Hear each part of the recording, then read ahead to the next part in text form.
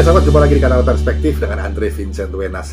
Catatan saya kali ini berjudul Antara Tanggung Jawab dan Privilege Anggota Dewan. Ini tentang kasus pemukulan warga. Begini, heboh lantaran beredar video seorang pria bak atlet MMA menggebuki seorang warga perempuan di sebuah stasiun pengisian bahan bakar. Pria itu ternyata seorang anggota DPRD di Palembang bernama H.M. Syukri Zen, SIP, kader dari Partai Gerindra. Media pun ramai lantaran warganet mempermasalahkannya. Kita juga diminta untuk menanggapinya. Jadi begini, sahabat, kasus ini terlalu gamblang pelanggaran etikanya. Tak ada perdebatan soal itu. Lagi pula, kasus ini telah berujung jadi kasus hukum. Yang bersangkutan kabarnya telah dijemput paksa oleh kepolisian Palembang, lalu ditahan untuk diproses hukum atas kasus penganiayaan. Walau pelakunya anggota dewan yang memang punya privilege, itu kabarnya sudah meminta maaf, namun nampaknya penasihat hukum Hotman Paris Hutapea belum melihat ada itikat yang baik atau ketulusan. Begitu seperti yang tercermin dalam siaran medsos beliau. Jelas tidak pantas, sahabat, bagi seorang anggota dewan, seorang pria, menganiaya warga yang perempuan lagi, hanya lantaran ulahnya sendiri yang menyabot antrian di pompa bensin itu.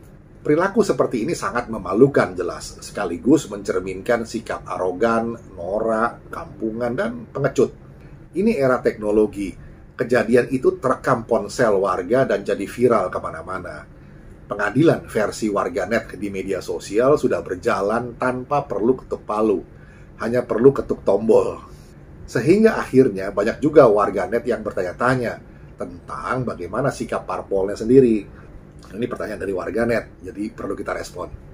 Sahabat, partai politik sebagai pranata perekrutan calon pemimpin bangsa tidak bisa cuci tangan dan lari dari tanggung jawab. Parpol berkewajiban untuk juga membina kader-kadernya. Apa yang mesti dilakukan oleh parpolnya? Pertanyaan ini tentu terarah kepada Dewan Pimpinan Pusat atau DPP maupun Dewan Pimpinan Wilayah atau Daerah, DPW atau DPD, tempat anggota dewan itu berasal. Hal ini tentu tergantung bagaimana kesetiaan parpol tersebut terhadap nilai yang dianut, serta disiplin penegakan aturan tata tertib parpol itu, yang semestinya dijunjung tinggi. Tapi apakah bakal tegas dan konsekuen, atau malah pelintat-pelintut? Kabarnya parpol bersangkutan, dalam hal ini Partai Gerindra tentunya, bakal bersikap keras dan tegas, bahkan dengan ancaman pemecatan. Namun, seperti apa realisasi sikap keras dan tegasnya itu bakal diejawantahkan nantinya. Belum tuntas memang, masih berproses rupanya. Katanya sudah dipanggil, mau dipecat dan sebagainya, diurus polisi dan seterusnya. Kita simak dan pantau saja bersama-sama sampai di mana ujungnya nanti. Kan belum selesai.